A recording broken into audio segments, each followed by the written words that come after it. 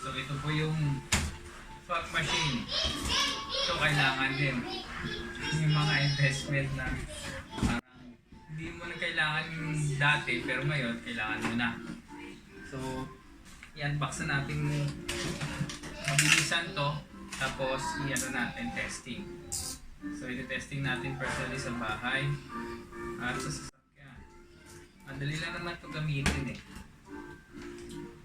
And it comes with chemical naman. Well actually I sold separate yung ano yung chemical niya. We'll discuss the chemical mamaya. So ito pa yung tinatawag ng turtle type fog machine.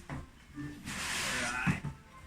So same seller, Boss Dustin.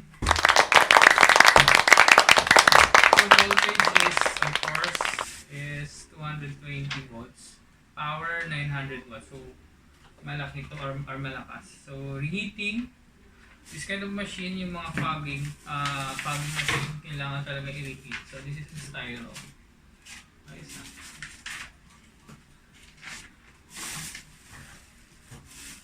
Output time is 20 seconds. Covered area niya is for fog is 200 meters square. So malaki na ang ano niya, ang masasakop. So scope of application, automobile, home of course, may KTV pa dito. So outdoor performance, multi-function room, wedding ceremony, etc. etc. So ito na po yung mga mga tawag dito, yung mga instructions. So huwag mo kalimutan basahin. So ito na. Same company, idea. Okay.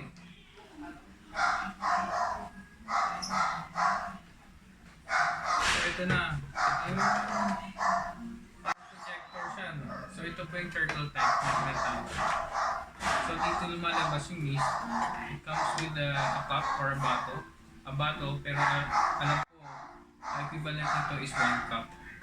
Ito po yung tube inlet niya. Tapos ito po may filter. So, andito, lapit na konti. So ito po yung saksakan or output. 1 and 2, I believe so. Ito yung number 1 and number 2. Number 1, I think it's for the chemical, and number 2 is for water. And this is the regulator po. Kung paano siya iikot sa mist.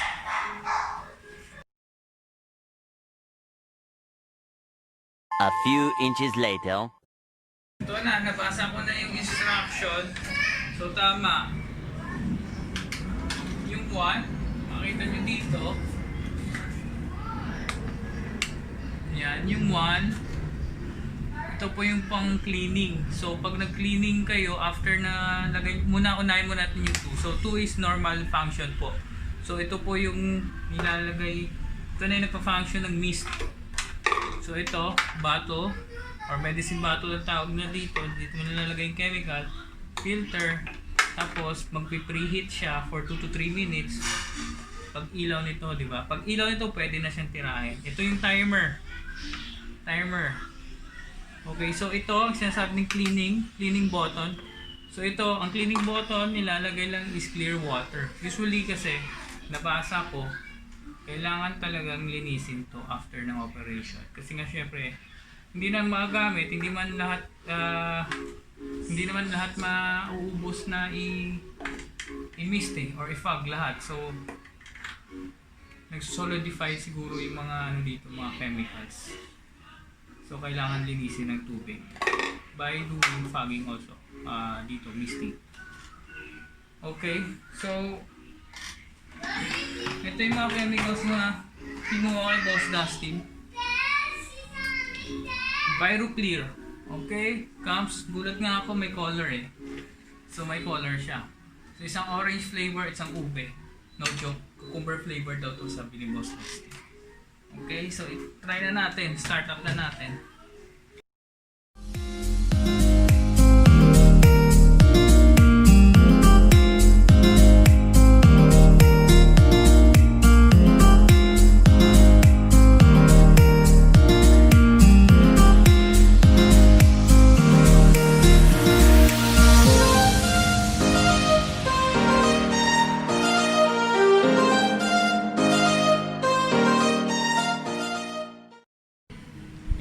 boss, so saglit lang to. Saglit lang talaga. Ayan o, ayan ang usok ng buong bahay. Lagyan ko lang ng electric fan para medyo sumirculate. Yan. Diba? Kaya sulit na sulit to. Yung product. Tapos mabango.